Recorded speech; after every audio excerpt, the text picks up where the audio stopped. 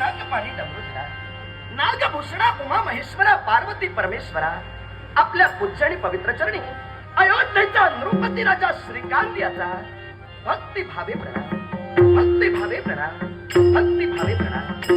पोषक कालानं आदित्य मंडळाला जन्म दिला. पूर्व क्षितिज अगदी गुलाल उधळल्याप्रमाणे रंगानं रंगीत झालं.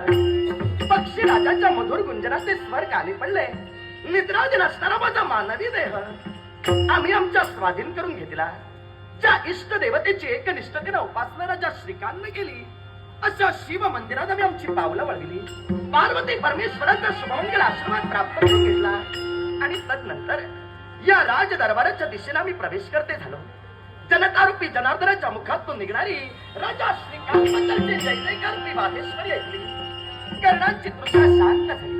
भगवंत मी परिपूर्ण